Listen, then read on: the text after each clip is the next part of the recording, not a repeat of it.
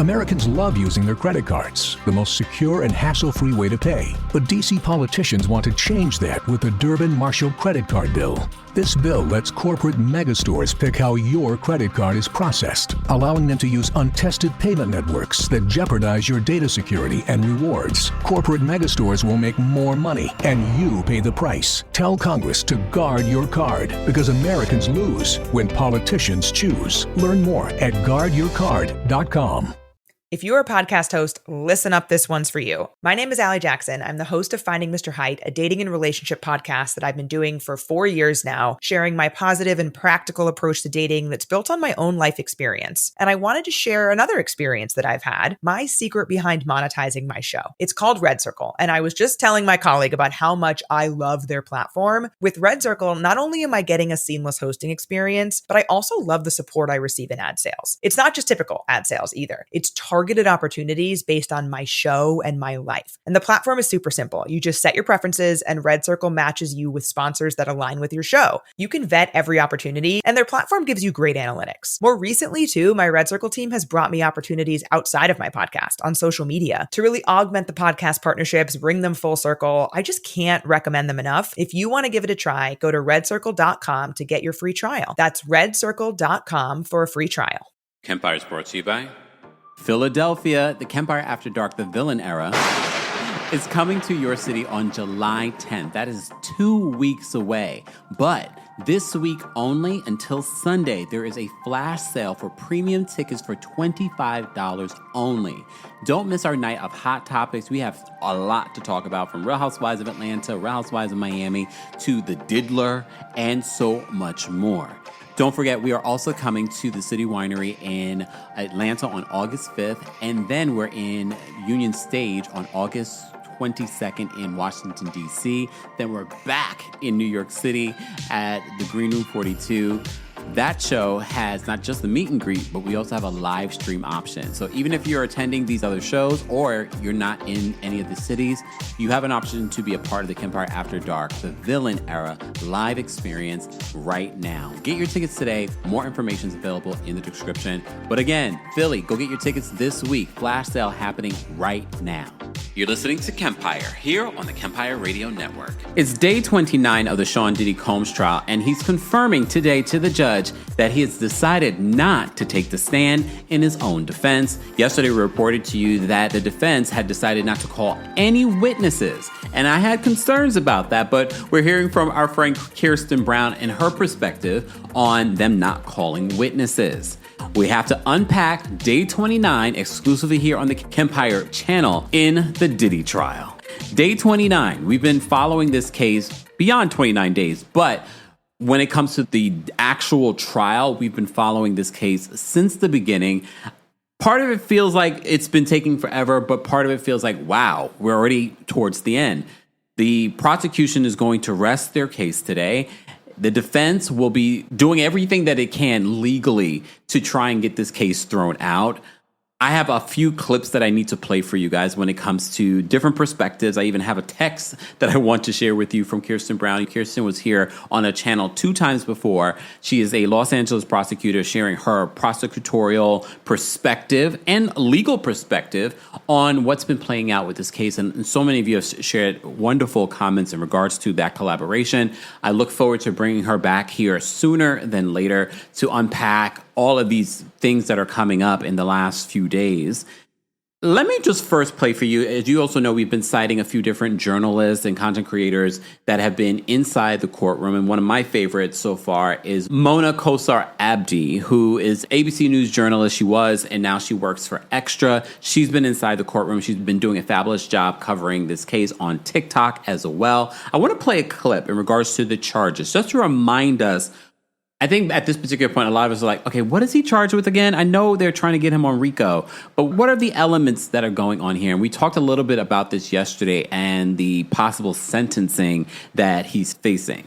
Take a listen to what Mona had to say on her TikTok. The Diddy trial is almost over. The government has reached the end of its case. So let's break down how they're trying to prove one of the most serious charges, RICO. To prove RICO, the government has to show three things. 1, that there was a criminal enterprise. 2, that Diddy was a part of it. And 3, that he committed at least 2 predicate acts to advance or protect it. First, they're accusing him of building a network of assistants, bodyguards, and staff to carry out illegal acts for him, which is why we heard from a number of his personal assistants. Now, there were no official ranks, but it seemed that the government was trying to prove that the assistants would get their instructions from KK, Christina Quorum, his chief of staff, and also his bodyguards would be the ones to handle any cash to pay for the drugs or the escort. Sidebar, again, we've already talked about this endlessly about Christina Quorum not testifying. I'm also shocked that none of the bodyguards that have been mentioned multiple times, like D-Rock, are not testifying either. And I'm pretty sure that the Southern District of New York probably had conversations with them or has been trying to reach out to them. I wouldn't be shocked that there is this whole street code of not snitching, so I wouldn't be shocked if they were like, I'm not agreeing to it, you have nothing on me. Now let's talk about the predicate acts, the crimes that hold this RICO charge together. And remember, the government only needs to prove that 2 of these occurred. First is sex trafficking, and the government had their star witness, Cassie, lay the groundwork, saying Diddy coerced her into these sex acts with male escorts while he watched to satisfy his sexual desires. Cassie testified that she was coerced to do these freak-offs through drugs, acts of violence, blackmail, and threats to her reputation or career. Then there was victim number 2, Jane, who essentially said the same thing. She says that she was introduced to freak-offs through Diddy under the guise of a relationship, was coerced through drugs and financial manipulation. Jane testified that if she refused to do the freak-offs, Diddy would threaten to stop paying her rent and she would lose her housing. Another big thing that the government set out to prove was to show that the lines were often blurred between personal and business, with assistants setting up hotel rooms and booking travel for the male escorts. And there's bribery, and the government had Eddie Garcia, who was a security guard at the Intercontinental Hotel, testify. That's a hotel where Diddy is seen violently assaulting Cassie on surveillance video. And Eddie testified that the morning of the assault, he gets a call not only from Christina Quorum, but from Diddy himself, asking to get a copy of that tape. Eventually, Eddie Garcia testified that Diddy paid $100,000 for that copy. Then there's kidnapping, and that's where Diddy's former employee, Capricorn Clark, comes in.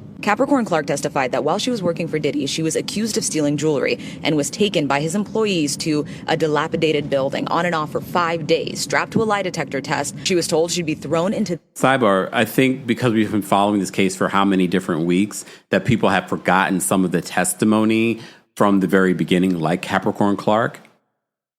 The East River if she failed. And then again, a few years later, Capricorn said that Diddy showed up to her door with a gun, demanding that she get into the car so that they can confront Kid Cudi. Next is drug distribution. Several assistants said that they were tasked with purchasing, organizing, and carrying drugs for Diddy. Several witnesses testified to regular drug use, ecstasy, cocaine, ketamine, GHB. Importantly, Cassie and Jane said that they were given drugs, particularly ecstasy, so that they can engage in these freak-offs, with Cassie saying she eventually became dependent on them. Then we have forced labor. And that's where victim number 4, Diddy's former assistant who testified under the name Mia, comes in. Mia also testified working long hours for Diddy and staying up for days. She said she eventually moved into his home so she could be at his beck and call and was cut off from seeing family and friends and couldn't leave. She also said that she feared what would happen if she said no. Mia also testified that Diddy was violent and also sexually assaulted her. The government told the judge that they plan on wrapping up their case today. Then the defense said they need 2 days to present their case, so we could be hearing closing arguments as soon as the end of this week. The other thing that Mona highlights in her caption that she didn't discuss in the video was the fact that she said, I forgot to add, quote, arson, and that was Kid Cudi's testimony. So that's another important element when it comes to these charges. So shout out to Mona. I will cite her in my description so that you guys can follow her on TikTok and all her other social medias.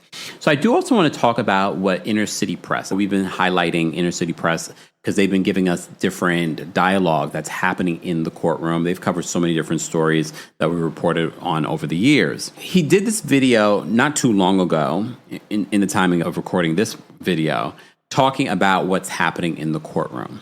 Let's take a listen. Matthew Russell Lee, Inner City Press. It's not midday. It's nearly the end of day 29 of the U.S. versus Sean Combs case, June 24th. And what's happened today is there was an extremely longer than expected, let's put it that way. I don't want to cross-examination of the agent, Cerciello, by Ms. Garagos. I have to say it sort of petered out from my point of view. But then the Rule 29 motion by his lawyer, Alexander Shapiro. I've said before, I'm a fan. She's representing Sam Bankman-Fried. In any case, they pretty much laid out what will be their arguments at closing, attacking every count. And again, I've seen a lot of people say they turned away. Even some people thought it's uninteresting. I think it actually is this is the beginning of the end here. Her take on it, and I have a few notes here, at least one of the statutes she's saying is unconstitutional. This is not going to cut. Pay attention to this element because, again, Diddy's team, remember, he has a multi-million-dollar legal team, multiple lawyers. They are trying everything. And a lot of what they're doing, if you saw my collaboration with Kirsten Brown, a lot of what they're doing is not necessarily for this trial. It's for the potential of their appeal in the future. Either with, I believe, Judge Subramanian or with the jury. It'll be raised on appeal.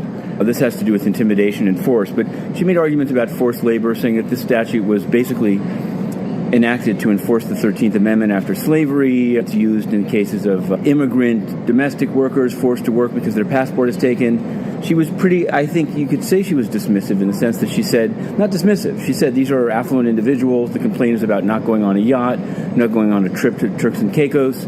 She made a kind of a procedural point, which I'm not sure who's going to hear it, even on appeal. But she said it's significant that in 3 superseding indictments, they only ended up with this fraud theory as to Jane once it became clear to them that Jane was alleging violence in the house, that incident with the broken doors that are still broken. She also said that the escort in that case there was no showing that they came from out of state. These are the kind of like little landmines that are dropped that come up on appeal. The thing is that unless that's the only thing he were to be convicted on, even getting that one knocked off later, it would be interesting. I'm doing this in front of the now empty MCC jail. So he's filming in front of the jail where Diddy is being detained.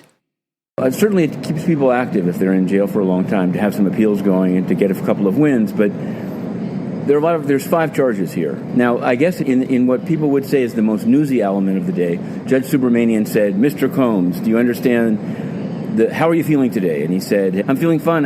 You're doing a great job, Judge." Diddy always stucking up. Maybe that he thinks it's going to get Subramanian to rule in different ways going forward. Anyway, he was certainly upbeat in that. Then he was asked whether it was his decision and his alone to not testify. He said, "Mine alone." Then he added, "but with my lawyers." And remember, when we collaborated with Kirsten the first time around, she talked about the procedures of this and how this will play out. And it makes sense to me in regards, as soon as he was saying this, like, okay, so this is the procedural aspect, whether or not he has to have this conversation. Diddy has to have this conversation with the judge so that this is all procedural, that he has to say, I understand that I can testify, but I have decided not to. And most of the time, individuals in the situation would not testify. However, remember, Diddy's own attorney says, I don't know if I can keep him off the witness stand. But they probably have legally advised him, and especially how this case has gone, it does not help Diddy's case by going up there, and direct examination, cross-examination is not worth it. And it's not worth, again, when we talk about the testimony on the defense side, it's not worth it. Diddy is a terrible human being. There's no way that we can bring character witnesses up there that are going to be like, well, he's a great guy, he helped me. No one's going to believe that, especially when we have video footage of Diddy harming Cassie. And I think anyone with a logical brain would understand that wasn't one moment in time. That was something that he has done multiple times to multiple people, allegedly. They've now taken a break for the defense case, which I think is going to be extremely short. It seems like it's just going to be getting some exhibits in. And then that's it. There'll be a charge conference tomorrow, Wednesday, and closing arguments on Thursday, which I think on the defense side, at least, are going to be largely what Alexander Shapiro said in a legalistic fashion, but made in a fashion tailored to the jury, more based on the facts than on the law. In any event, Inner City Press, we're all over it. Thanks to Inner City Press. Make sure you guys are following them on social media and supporting them any way that you can, because you know what we do here. If you're new here, we cite our sources, okay? Speaking of citing my source, I want to bring up a text message, and I asked Kirsten if I could share this message, because we've been having conversations about, and mind you, she is a prosecutor. She is busy. She has her own trial happening right now, but she has been so gracious enough to share her perspective and make time for us in our community here, and I know a lot of you are loving her perspectives. Well, she saw a little bit of our recap yesterday in regards to the defense not calling any witnesses. We also played audio from Sunny Hostin's conversation with the Views podcast Behind the Table. And Sunny Hostin, who is a former prosecutor, had a different perspective in regards to the defense not calling any witnesses. almost to the point where it feels as if the defense feels like they don't need to call any witnesses. So this is what Kirsten had to say in a text message to me. She says this. She says, your chat GPT summary was accurate when we talked about the summation and that process. She says, the charging conference held in open court, but outside the presence of the jury will likely be given a day off, then come back for summation/argument. She says defense strategy to not call any witnesses is smarter and helps their credibility with the jury. There's nothing to be gained with a series of what I'd call excuse witnesses. Experts talking about his drug use or mental state. It just went on for too many years to be talking about he didn't know better. Good point. I didn't even think about it that way. And character witnesses are dumb. She says the prosecution asked that witness if they saw the Intercontinental Hotel video and if that changes your opinion. If the witness says no, they sound crazy. If they say yes, then your testimony is pointless. So she's letting us know why it benefits the defense not to call witnesses or experts. She says, in my opinion, defense should not feel confident they won, though. That's too strong. But there's arguments to be made, and they can potentially close really strong. I'm guessing they are very cautiously optimistic. Likewise, so can the prosecution. They can make it all make sense. Again, in my opinion, that's what happened in Trump's trial. Literally, no one believed Trump was innocent, but literally no one understood how the charges fit. And we were all confused. But strong closing arguments equals conviction. That could happen here. So here's the thing. And Kirsten explains this even more in part 2 of our conversation and regarding the closing arguments and how you're able to tie that together. She gives examples on how she has done that in the past. So that's actually really important. Again, if you're looking at our summaries of the daily Diddy trial that's happening right now, it's easy to get lost in the minutia of everything. But I use Kirsten's in our conversations as a reference to make sense of what we're talking about and what we're covering. Thank you to Kirsten Brown. Again, she will be here again, probably a lot sooner than later, especially if we're able to get access to the jury instructions, because that would be interesting to dissect, especially when we get to the verdict. So stay tuned for that. Let's get to today's summary. Shout out to our friends. And I thought I would really be utilizing multiple different sources and news outlets, and we have. But when it comes to our summaries, we really have relied on NBC News. They've done a really great job. And in addition to explaining some legal things that are happening and legal aspects that are happening within the court. So according to NBC News, in regards to the individuals testifying today, they said Joseph Cercilio, a special agent from Homeland Security Investigations, will continue testifying today. After Cecilia's testimony, the prosecution will rest its case. So he's their last witness. Yesterday, he testified that Combs appeared to have paid for sex worker named Cabral to stay at the Trump International Hotel and Tower in New York City in September of 2023 and take a flight from Atlanta to Newark, New Jersey. The testimony potentially underlines one of the U.S. government's charges against Combs, transportation to engage S workers. Okay. Combs' defense team said in court yesterday that it plans to rest its case without calling any witnesses, but will submit some evidence and stipulate several issues. A charging conference is expected tomorrow, and summations are scheduled Thursday. Defense lawyer Tenny Garrigo said it expected that each side will take about 4 hours to make closing arguments to jurors. Yesterday, jurors were shown text messages between Combs' ex-girlfriend, Jane. In December of 2021, Jane reached out to S-worker Cabral and appeared to initiate a Freakoff. A November 2021 text said that she couldn't wait to hook up with my favorite person, in quotes. AKA Combs, and jurors were shown explicit video footage of Jane having sex in November of 2021. Previously, NBC had identified Cabral as the spelling was different, but now they've corrected it. Text messages between Combs and a male S-worker agency were also shown. We talked about that yesterday, and Diddy is cheap in every possible way, including when he's doing his freak-offs. He was trying to get a discount. In one exchange, he argued that he deserved a cut rate as a longtime client.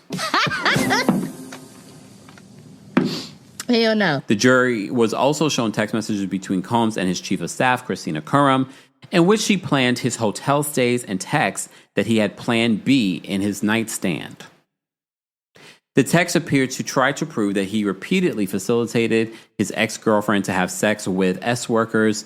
Sometimes she appeared to be into it, and other times she lashed out, frustrated, saying that she didn't want to anymore. So that's a recap of yesterday. So yesterday, jurors, as you know, put on headsets to watch what appeared to be explicit videos of freak-offs featuring Combs' former girlfriend, who has been identified in court as Jane. Combs, wearing a white sweater and glasses, looked around the courtroom as the video played, seemingly avoiding looking at the graphic recordings on the monitor before him. Combs' mother, Janice Combs, appeared to focus her gaze on the jury box. So Combs entered the court this morning wearing an orange sweater. He sat down at the defense table and shuffled through papers in a folder. He leaned his head back with what looked like a sigh.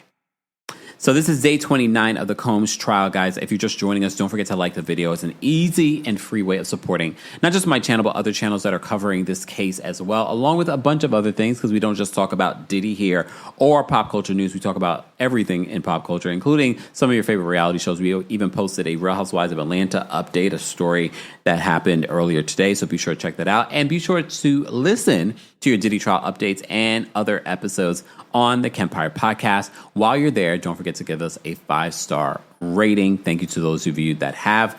We've seen an uptick in our ratings there. So thank you, thank you, thank you. Also, thank you to those of you that donated to our Pride Month fundraiser. We've reached over $4,000.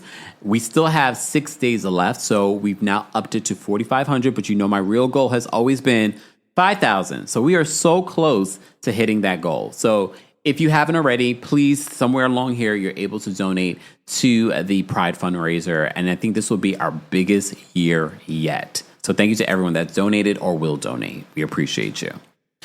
The court started with both sides debating evidence. So this is the logistical side of court. This is not the sexy side. This is the logistical. But this could be what will save Sean Diddy Combs.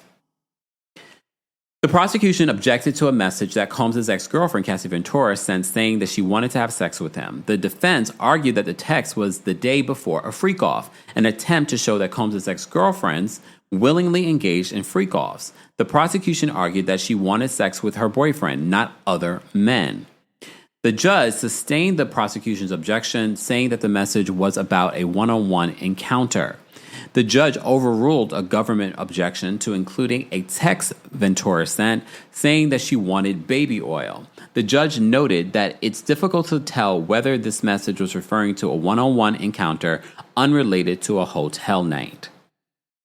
This is probably also a very new case for the judge to be covering. Like what are we talking about here? The judge also allowed in a text where Ventura said that she had taken Adderall and referred to a freak-off night as pretty hot.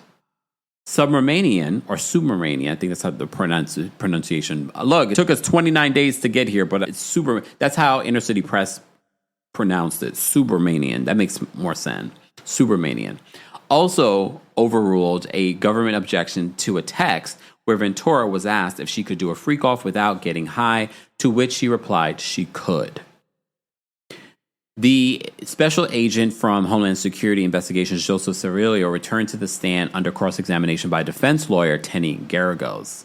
And I'm hearing good things. Remember, Tenny is the daughter of Mark Garagos, who is the legendary in the legal field, but also legendary in helping a lot of problematic celebrities over the years. Defense attorney Tenny Garagos has been concentrating on a series of text messages showing how, at times, Combs' then-girlfriend Jane played an active role in setting up and enjoying their rendezvous with S-workers. Jane wrote to an S-worker in December of 2021, joyously saying a previous night's hookup was one for the books. Later that month, Jane told the worker that she was, quote, excited to see him, while the man said that he was down for that. U.S. District Judge called for a 15-minute break until 11:15 a.m. Americans love using their credit cards, the most secure and hassle-free way to pay. But D.C. politicians want to change that with the Durbin-Marshall credit card bill. This bill lets corporate megastores pick how your credit card is processed, allowing them to use untested payment networks that jeopardize your data security and rewards. Corporate megastores will make more money, and you pay the price. Tell Congress to guard your card, because Americans lose when politicians choose. Learn more at guardyourcard.com. Eastern, the defense had been examining years of text messages between Jane and Combs, showing that the former girlfriend had the freedom to travel and set her own activities. So they get back into session, and the Homeland Security agent is still on the stand. At times, her life was a delicate balance between her passion for Combs and her responsibilities as a single mom in regards to Jane. They said in a series of August 13, 2023 texts to Combs, Jane graphically discussed sex in the same breath as her back-to-school shopping list for her son. Jane called that her, quote, mommy mode. Jane and Combs spoke about getting an NDA in August of 2023 for a male S-worker for a night in Las Vegas. Jane texts Combs asking if one of his guys could print a non-disclosure agreement. Can you imagine the amount of non-disclosure agreements Diddy has? At one particular point, before we even started covering this trial, before the trial even started, we examined one of the NDAs that were discovered during the whole drama with Diddy. So it makes me wonder, like, how many and where are these NDAs kept? Jane texts Combs asking if one of the guys could print a non-disclosure agreement. He doesn't know anyone we know, so I'll have him sign the paper, Jane said. So they said the panel was shown video footage of Jane and an S-worker, Paul, in a Freakoff session from July 31st to August 1st, 2024. So this was very recent. Initially, it appeared that 3 jurors had defective headsets, but it was quickly diagnosed that they had just failed to turn them on properly. They watched 2 clips, about 6 minutes of Freakoff footage. This is the 3rd day that they've seen Freakoff footage? Combs was initially following along and wearing headphones before the screens at the attorney table were turned off. The defense wants to show any act that suggests Jane had free will and could have left Combs at any moment. A video of a freak-off was to be played in court, but shortly after, defense attorney Tenny Garrigo said the deputy played the wrong video that was in evidence. The correct video was then played. The defense ended its cross-examination of HSI Special Agent Cecilio, turning the witness over for redirect by the government. Cecilio was a conduit for both sides to get several videos and text messages into evidence. The prosecution rested its case against Combs at 1:30 p.m. today, wrapping up 6 weeks of testimony. Although I don't feel like, based off of the testimony that we've been covering and talking about every single day, landed strong for me, it's important for us to know, and I know a lot of you probably feel the same way, it's important for us to know, if you're not in the courtroom and you're not seeing and hearing everything, and again, like Kirsten said, there are certain legal terms and things that are said in court specifically, might go over our heads, and we're sort of like, did they prove their case here? Was this a strong case? Based on the conversations that I had with different lawyers, they have said both the defense and the prosecution have done a really good job with this. Could they have each done a better job? I'm sure. So the jury heard from 34 witnesses, most prominently Combs' ex-girlfriend singer Cassie Ventura. She accused Combs of physical abuse, control, and having her participate in drug-fueled sexual encounters with male S-workers. The pregnant Ventura testified for 4 grueling days that she didn't want to engage in freak-offs, but just didn't feel like I had much of a choice. I do think that Cassie's testimony was far stronger than Jane's, unfortunately, because when we think about not even just the age difference here, we think about she worked for Diddy. Diddy had her literally in a binding contract, a 10-album deal, and he literally never released another album after her debut album.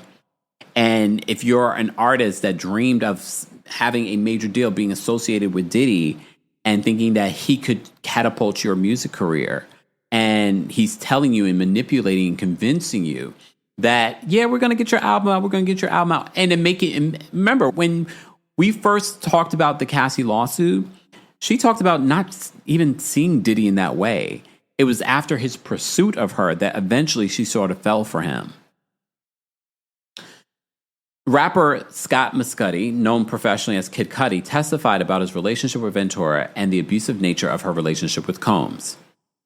Other key witnesses included a former personal assistant to Combs, who went by the pseudonym Mia, and Jane, another former girlfriend of Combs.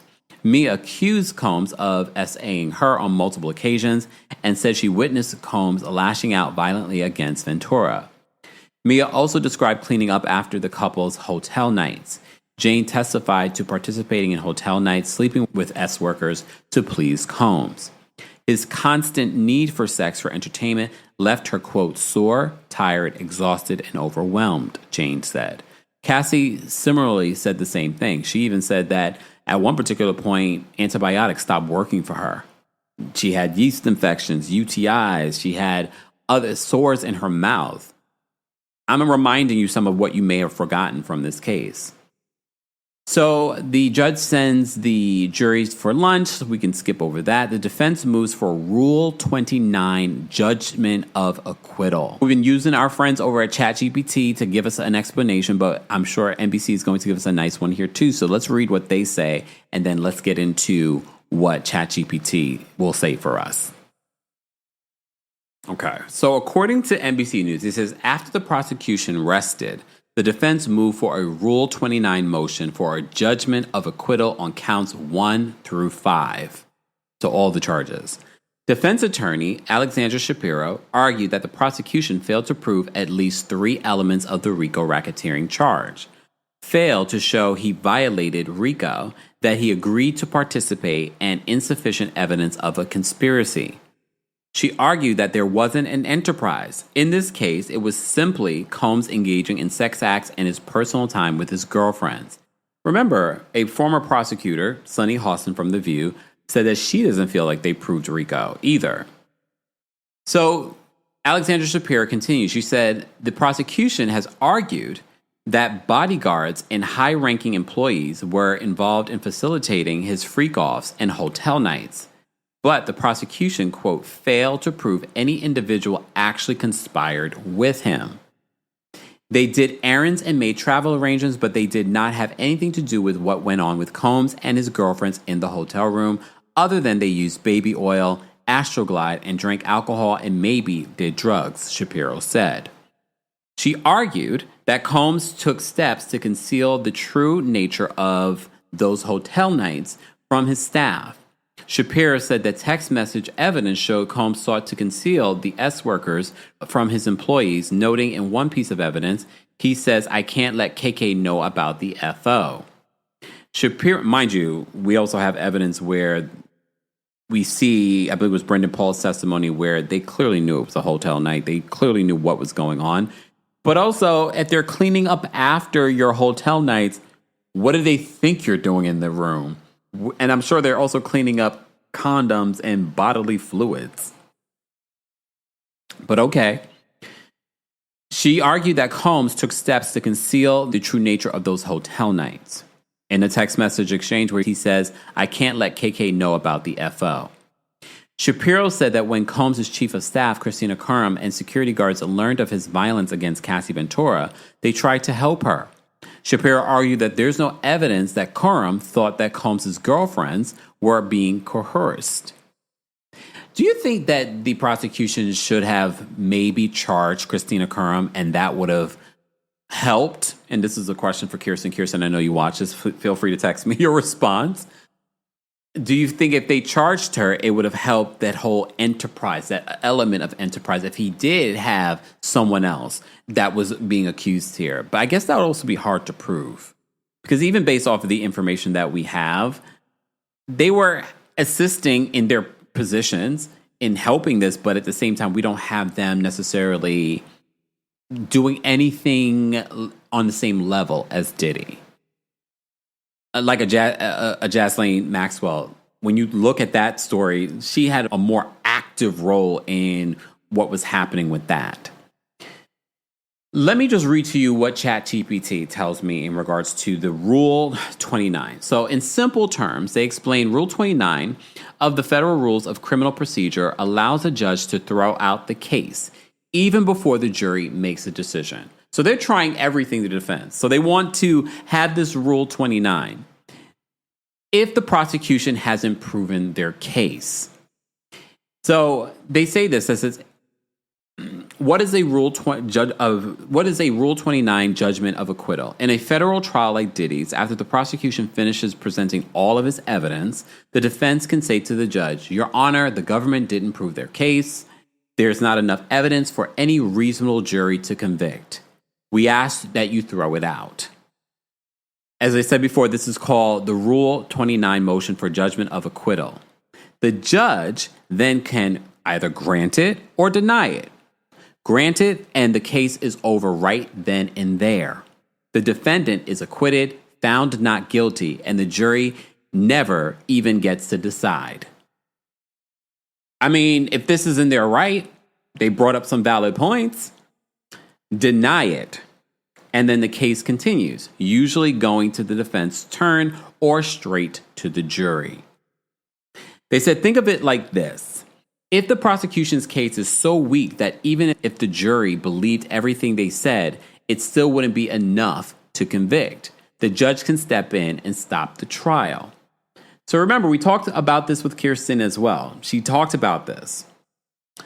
In a legal protection to make sure someone isn't wrongfully convicted just because a trial is happening, judges don't use this often, but when they do, it sends a clear message. The evidence just wasn't there.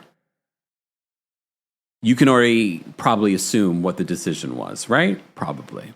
So the defense attorney, Alexandra Shapiro, continued to attempt to dismantle the prosecution's claims that Combs participated in racketeering acts. She said that the trial failed to show evidence that Combs tried to bribe anyone surrounding the March 2016 hotel attack between himself and Cassie Ventura. She said that there was no police involvement. Ventura didn't want police involved, and no charges were pressed. Eddie Garcia, who worked as a security supervisor at the Los Angeles hotel, where Combs was filmed attacking Ventura, testified that he received $100,000 for himself and 2 other employees for keeping the video under wraps. Shapiro noted that he signed an NDA that permitted him to report to law enforcement, so he could have still reported this. Shapiro argued that Combs didn't threaten Mia or his other staffers. Mia testified that one of Combs' security guards, D-Rock, offered to send her something which she interpreted as money after Ventura's lawsuit was filed.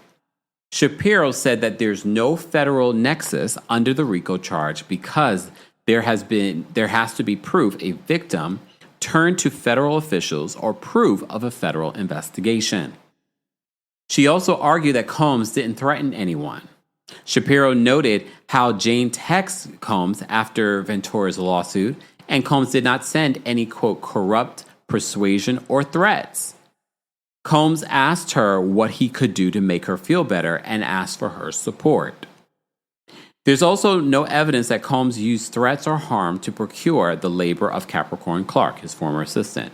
Mia, a former assistant, Ventura, former girlfriend, or Jane, another former girlfriend, Shapiro said. Under the Forced Labor Racketeering Act, someone's services must be procured through force, physical restraint, or threat of serious harm. I have to give it to the defense. This is a very strong argument. But is it strong enough? While some of the Combs staffers described him as abusive and working under grueling conditions with little sleep, or no sleep, I'll add, they all could have left, Shapiro said. In reality, most were in fear of losing their jobs, she said. Yes, they all could have left. Prosecutor Christy Slavic, and we've talked about this too, guys. I want to emphasize this because if you haven't watched all of our Diddy trial updates, chapters and verse, I explained to you what it meant to work for a Diddy during that time. I explained to you why some people will stay. I explained to you why some people stay, even employees, in a cycle of abuse. I even remind you that some of you are probably being abused by your employer, and you stick around because you need the paycheck or you want the opportunity. I'm not saying that it's right. I'm also not saying that I'm judging you or anyone else for staying in a situation like that. Especially in this economy, I know there are a lot of people staying in positions that they probably wouldn't want anyone else to stay in. Very much like with this Diddy trial and some of his victims. Prosecutor Christy Slavic said the government believes the record at the trial is favorable to the government's case and can be presented to the jury. She asked the court to decline the defense's Rule 29 motion. In asking for the Rule 29 motion, defense attorney Alexandra Shapiro argued there's insufficient evidence of kidnapping and racketeering in regards to Capricorn Clark's claim she was forced to take a lie detector test for days at a building in Manhattan after some of Combs' jewelry went missing. And I speculated that I'm willing to bet money the jewelry didn't go missing, and this was just his way of manipulating, controlling, and showing his power and influence. And also showing if she's going to stick around for this. Because, again, the argument from the defense, she could have quit, but she ended up not quitting. Shapiro said that the claim doesn't satisfy requirements under New York law and that there's no evidence Combs knew that happened. And Clark did it to prove her innocence. Cassie Ventura testified that she was held at the London hotel for several days after she was injured, but the government failed to prove she was detained through reasonable fear, Shapiro argued. Also, in regards to Ventura, Shapiro said that DV is not S trafficking and that there's insufficient evidence to show Combs used coercion to force her to commit sex acts. The defense argued that Ventura participated in hotel nights to make Combs happy. The judge asked Combs how he was feeling. This is reminding you that this is procedural. And Combs responded, "I'm doing great. Thank you, Your Honor." And adding, "You're doing an excellent job." So if Diddy says that he's doing an excellent job, because some of you that are free Diddy advocates have said the judge has done a terrible job. Diddy is saying that I think you're doing an excellent job. Is he just saying that because he's a manipulative liar and abuser? Probably. When asked, is it your decision not to testify? Combs responded, "We have discussed it thoroughly. That is my decision. That is totally my decision. My decision. I am making it." So this is, again, procedural. They have to go through this process. We learned that from Kirsten because he has a right to defend himself. He has a right to take the stand in his own defense. So Assistant U.S. Attorney Christy Slavic urged the judge to reject the defense's request for Combs to be declared not guilty from the bench. Can you imagine if they did, though? That would be breaking news. The government believes that the record at trial is favorable to the government and more than establishes the case can be presented to the jury, she said. The judge said that he reserved any decisions as the jury returned to the courtroom. The defense entered into evidence a series of text messages that they argued could show how Combs and his girlfriends were in loving, consensual relationships. Some of the electronic messages appeared sweet and tender, while others were graphic and explicit, describing sexual acts. In a 2017 message, Cassie Ventura told Combs, "You are my best friend," and said that there is no one she loves more than him. The prosecution stipulated to the authenticity of these messages. The defense rested this afternoon, and prosecutors told the court they offer no rebuttal case. The judge told the jury to return to court before 9 a.m. on Thursday for closing arguments. So that makes sense. This is what we just talked about, where they will get a day off in between any of this. Well, that's good news for us to get a little bit of a break. I will say this. If I was following this case and I was younger, not to say because there were plenty of people going to law school in their 40s, 50s, and shout out to you guys. I think if I was following this case back when, I think I probably really would have considered going to law school. Shout out to all the attorneys and shout out to those of you that are considering it. A case like this makes me like, on both sides, from the defense perspective, because this is also very challenging to them. This is a new type of case for them. For some of them, no, because some of them have done RICO cases before. But it's very interesting procedurally how they're defending this case and how the prosecution has to counter some of what they're doing. It will be very interesting to see the jury's directions and instructions. It will be also interesting to see the final verdict here. I'm also interested to see what the judge decides. Maybe it won't even go into deliberation. We shall see. Guys, as always, don't forget to like this video. It's an easy and free way of supporting not just my channel, but other channels as well. And also, don't forget, I will be talking about Diddy. When I come to Philly on July 10th at City Winery, I will be talking about Diddy, and I'll be talking about Real Housewives, and I'll be talking about everything in between. And you will be as well, dropping tea. We just never know what Philly's going to bring. Philly, though, this week only, you have $25 tickets. It's a summer flash sale. Go get your tickets. If you've been waiting to get your tickets, this will be the week to get them. Go get your tickets. Meet and greets are available. And then I'm coming to Atlanta August 5th, DC August 22nd, and back here in New York City on September 12th. Meet and greets are available for all of the shows. New York City has a live stream option. So even if you're coming to the other shows, or maybe you live abroad, or maybe you live in another city that we're not coming to, this is your opportunity to see the Kempire After Dark, the Villain Era live experience. It's a night of fun, funny conversation, tea being spilled. So for those that don't understand what you're going to experience, it's a little bit of what you get here, but a lot more, because we don't have cameras or guidelines. I can say all the things, and we will. And you will. Guys, don't forget you can hear our Diddy trial updates along with a lot of other things on the Kempire podcast. Subscribe today, and don't forget to give us a 5-star review, because those actually matter. I appreciate the super chats, the Venmos, the things that you guys send to help keep the lights on. We appreciate that. But giving us a review, telling a friend to tell a friend about, have you checked out Kempire? Because a lot of y'all probably keeping me to yourself, not realizing you're keeping me to yourself. But sharing is caring. And one of my favorite compliments is like, oh, I got my sister on to you, or my mom, or my husband, blah, blah, blah. And a lot of shout out to the new fellas that are following the channel, because I know the fellas are very prone into this case. So if you're a heterosexual fella, happy Pride Month. Ooh, happy Pride Month. However, if you're a heterosexual man, let me know in the comment section or the live chat. We want to see you join the community. It's welcoming. And if you're single, we got some single ladies here too. This is why I tell y'all need some gay friends, because us gay men have some of the baddest women friends, and y'all are missing out. As long as you're not a Diddy supporter. But here's the thing, and I know a lot of you say that you love my unbiased review of this case. When I say that about as long as you're not a Diddy supporter, because if you're a Diddy supporter, we're not talking about the charges here. We are talking about someone that's been abusive to women. And if you support Diddy, I don't need you coming into our community abusing our women. Get away from me, Apollo, with that. All right. I've digressed, which is fine. Guys, as always, be sure to like the video. Be sure to share the video. Be sure to listen to our Diddy trial updates and everything else on the Kempire podcast. And thank you again for following us with this case. We still have maybe a week or two more when it comes to the Diddy trial. Thanks for watching and for listening.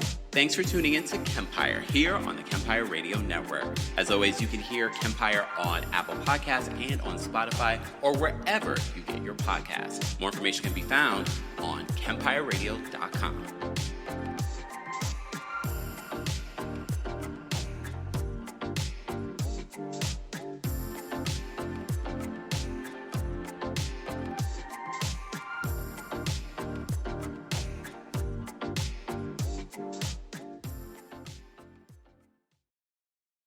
This is an ad by Regain Couples Therapy and features real testimonials.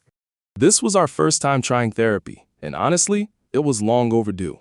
Looking back, we just wish we had started sooner. Regain's qualified therapists help couples when they can't get there on their own. We thought it was intimacy issues, but Andrea helped us uncover a deeper root cause we hadn't even realized was there. Visit regain.com/couplespod to get 10% off your first month.